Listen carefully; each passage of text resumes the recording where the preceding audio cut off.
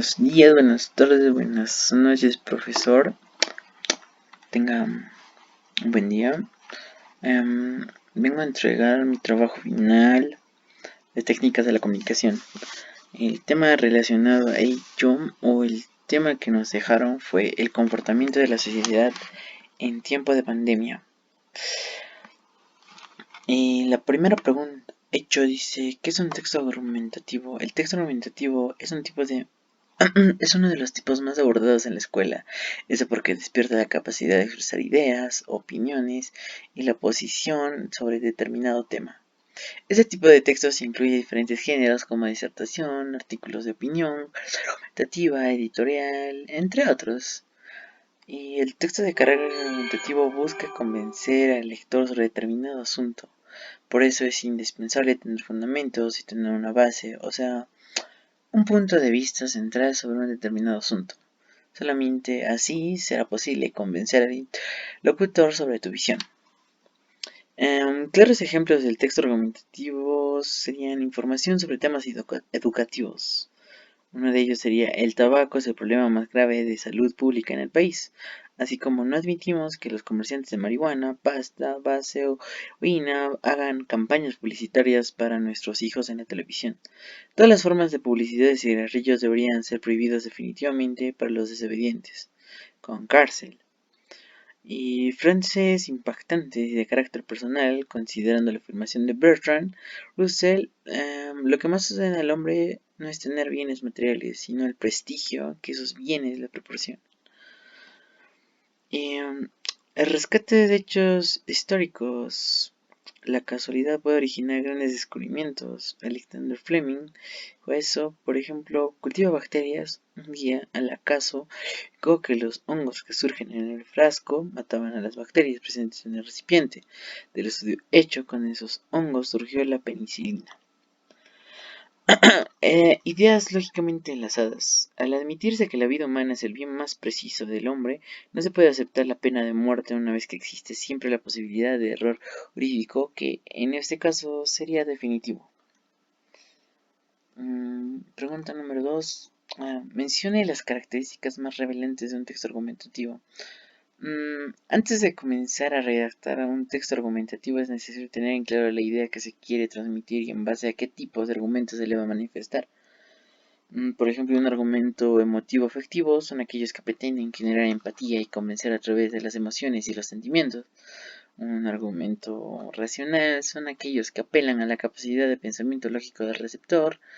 Y un análogo consiste en el paralelismo o relación de semejanza entre dos elementos a simple vista diferentes. Los datos estadísticos consisten en información numérica confiable que puede ser comparada y analizada por dichos factores. La ejemplificación consiste en brindar ejemplos del cotidiana que presenten al tema expuesto en la tesis.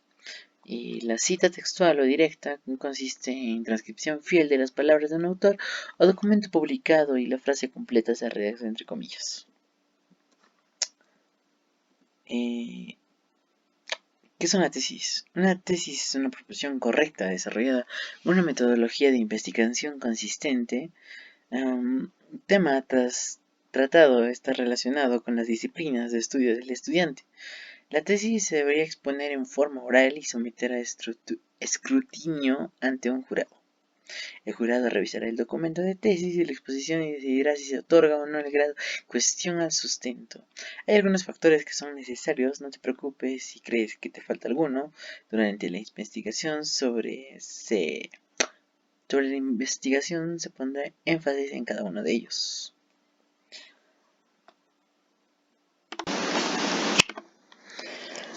4. ¿Qué es un argumento? Un argumento es un razonamiento que se emplea para demostrar o probar lo que se dice o afirma es cierto, convencer al otro de algo que aseveramos o negamos. La palabra como tal proviene del latín argumentum.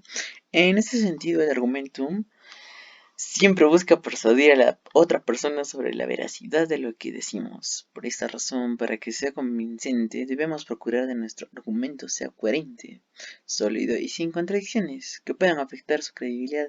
De allí que se diga que un buen argumento debe estar siempre blindado, es decir, sin puntos débiles para enfrentar réplicas y refutaciones en sí. 5. ¿Cuáles son las características de un expositor eficaz?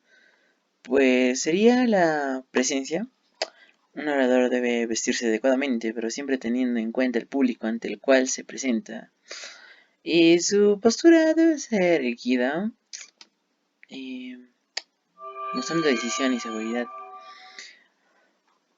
Preparación. Debe dominar el tema, los argumentos que se desarrollará, pero también anticipar las preguntas que pueden dirigirle. Su conocimiento sobre el tema que desarrolla le permite mantener un discurso fluido, sin titubeos que puedan provocar la desconfianza o disminuir el interés del público.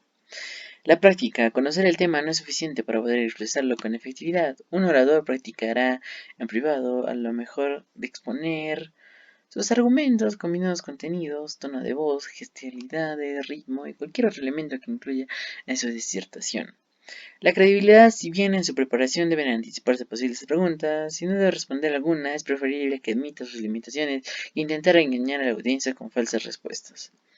La edición. Las palabras deben ser pronunciadas de forma correcta, pero también clara. El vocabulario. De la misma forma que la vestimenta, el vocabulario siempre debe adaptarse tanto a la temática tratada como al público, que el público probablemente no conozca. El término se utilizará solo luego de haber sido explicado de forma amena, clara y concisa. La argumentación trata de que el orador debe ser consciente de los fragmentos de su exposición que son más propensos al debate. Por eso, su preparación debe incluir argumentos para defenderse ante las críticas esperables. La gestualidad. La gestualidad, tanto del rostro como del cuerpo, debe ser utilizado para enfatizar mensajes verbales para favorecer la empatía del público. El contacto visual y verbal debe establecerse con el contacto de los ojos a las personas con diferentes miembros del auditorio. Se promueve la atención e integrancia hacia el tema que se está exponiendo. Además, debe apelarse a la audiencia utilizando con frecuencia en su discurso la segunda persona del singular.